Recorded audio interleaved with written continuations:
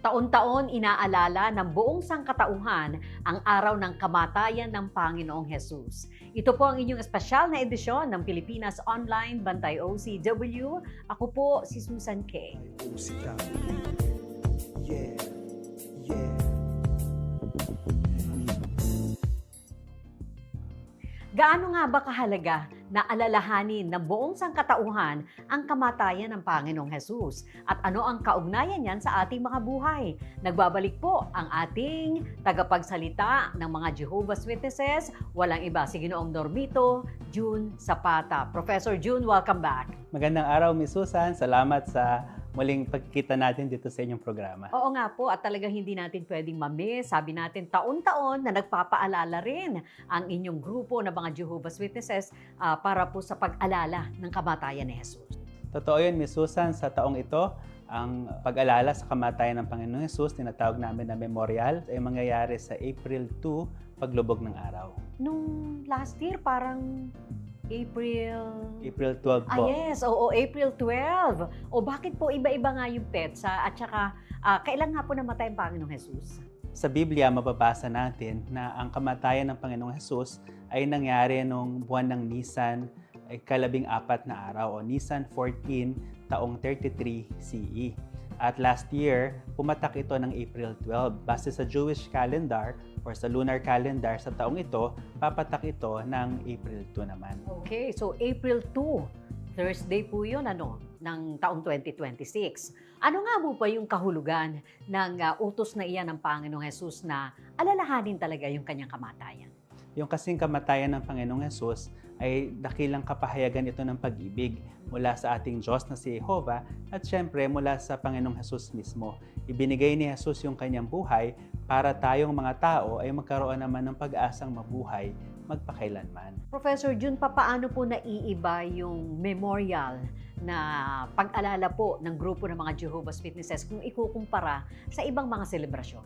Ang mga saksi ni Jehovah, sinusundan naming mabuti yung pattern na iniwan ng Panginoong Hesus. Una, pagdating sa petsa, tinatapat namin ito sa anibersaryo ng kamatayan ng Panginoong Hesus. Nisan 14, 33 CE, sa taong ito ay April 2. Pangalawa, sinusunod din namin yung paraan ng Panginoong Hesus ng pag-alala. Ito yung paggamit ng tinapay na walang pangpaalsa at pati na rin ng red wine. At sa buong mundo, ganito yung pag-alala ng mga saksi ni Jehovah sa kamatayan ng Panginoong Hesus. Specific din po yun, tinapay na walang pampaalsa kanyo. So, flat lang ba to? Literal talagang flat. Opo, tama po. Dahil wala siyang pangpaalsa, Okay. manipis lang yung tinapay, wala rin siyang pampalasa, kundi ito ay tubig at saka harina lamang. Tapos yung alak, sabi nyo, red wine talaga, hindi pwedeng white wine. Yung red wine kasi yun yung ginamit ng Panginoong Hesus noong panahon ng pag-alala niya sa araw na ito. Ano po ba yung ibig sabihin ng mga, ano man tawag dyan? Emblema. Emblems? Oo, emblem. Yung mga emblemang ito, yung alak, pulang alak, ay kumakatawan ito sa dugo ng Panginoong Hesus na ibinuhos para sa sangkatauhan. Yun namang tinapay na walang pangpaalsa, kumakatawan ito sa mismong katawan ng Panginoong Hesus na walang kasalanan na inialay niya para matubos yung sangkatauhan. Bakit po hindi ginagawa ang pag-alala sa kamatayan ni Jesus ng mas maaga? Halimbawa, umaga o tanghali. Bakit specific yon? Yung kasing araw ng mga Hudyo nung panahong iyon, nagsisimula ito paglubog ng araw, pagkatapos matatapos ito paglubog ng araw uli sa kinabukasan. Kaya ang Panginoong Hesus, nung ginawa niya yung huling hapunan na tinatawag, ito ay gabi, pagkalubog ng araw ng Nisan 14.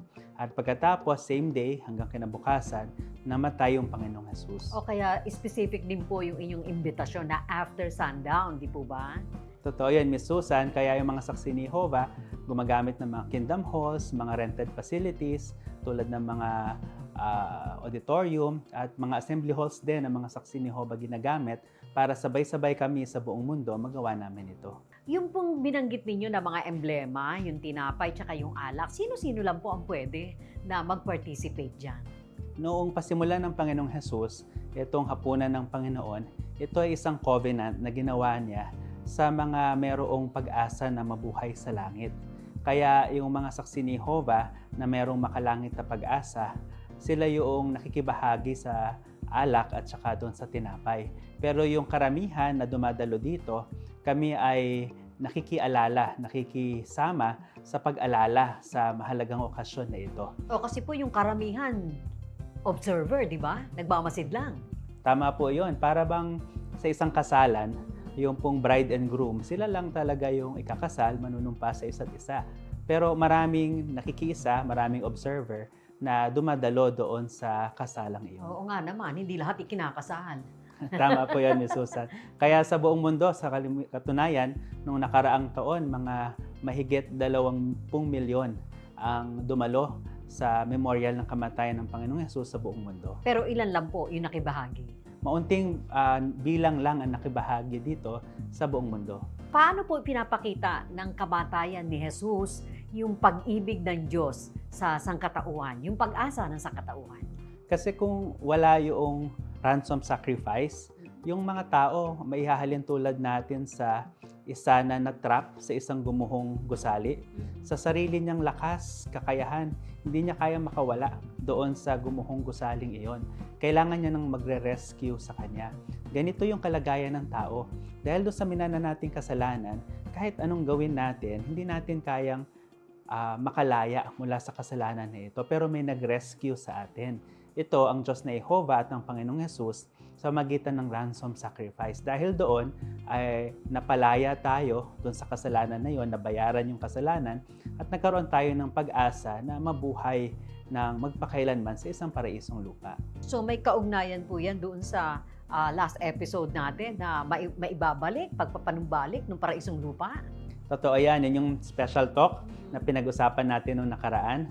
Ang continuation nito ay itong memorial. Ibig sabihin, inihanda yung puso natin sa special talk para maunawaan na mahalaga yung ransom sacrifice para matupad yung layunin ng Diyos sa lupa.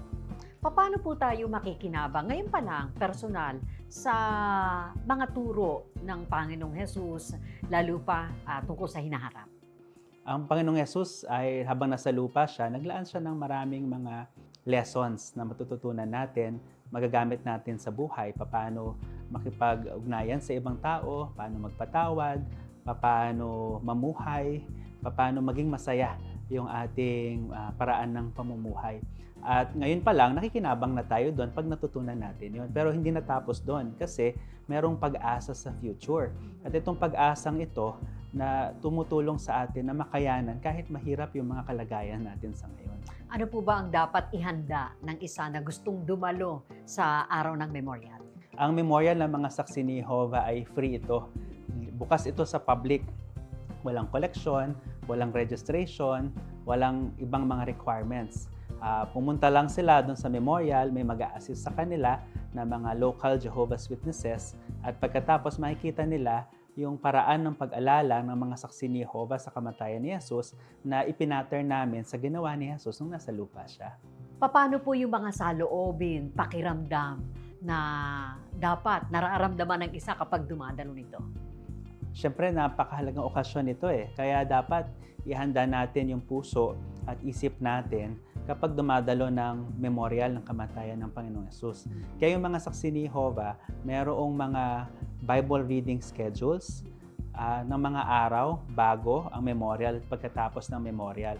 Itong Bible reading schedules na ito ay yung mga nangyari sa Panginoong Hesus nung eksaktong petsa rin na ito, mga 2,000 taon na nakakalipas. So kahit hindi po mga Jehovah's Witnesses, maigi rin na nagba-Bible reading na. Tama po. At sa katunayan, itong mga materials na to makikita naman sa jw.org, yung official website ng mga saksi ni Jehovah. At meron din po kayo mga digital copy, di po ba, ng Biblia? Libre po ito, madadownload nila sa jw.org at meron din sa apps, yung JW Library. Lahat ito libre, available in different languages. Professor June, muli po anyayahan ninyo ang ating mga kababayan saan man sa mundo may kinalaman dito sa pag-alala ng kamatayan ng Panginoong Hesus. Naanyayahan po namin ang aming mga taga-subaybay sa isang napakahalagang okasyon sa taong ito. Ito yung pag-alala sa kamatayan ng Panginoong Hesus. Ito po'y gaganapin ng mga saksi ni Jehovah sa buong mundo sa April 2, paglubog ng araw. Para malaman po ninyo yung oras at saka yung lugar na pinakamalapit sa inyo, pati yung language na naiintindihan ninyo, o pwede kayong pumunta sa jw.org, i-click nyo yung tab na About Us, pagkatapos ay i-click nyo yung Find a Memorial.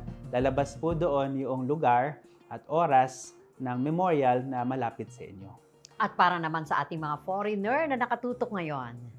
To all of our viewers, we would like to invite you to a very special event this coming April 2. It is the Memorial of Christ's Death. It will happen all over the world on sundown of April 2. And that is why we invite you to visit our website, jw.org. In the homepage, you will see there the invitation to the memorial. You can click that to learn more, and then you will find the specific location and time of the memorial near you. Thank you very much, Professor June. Maraming salamat din po, Ms. Susan. Maraming salamat si Professor Ginoong Normito June Zapata, ang tagapagsalita ng mga Jehovah's Witnesses sa pag-anyaya para sa ating mga kababayan saan man kayo naroroon sa iba't ibang panig ng mundo. Pwede po kayo makadalo sa pag-alala sa araw ng kamatayan ng Panginoong Hesus. Araw po ito ng memorial at gagawin sa araw ng Huwebes, April 2, taong 2026. Ito po ang espesyal na episode ng inyong Bantayaw CW program. Ako po si Susan Kay.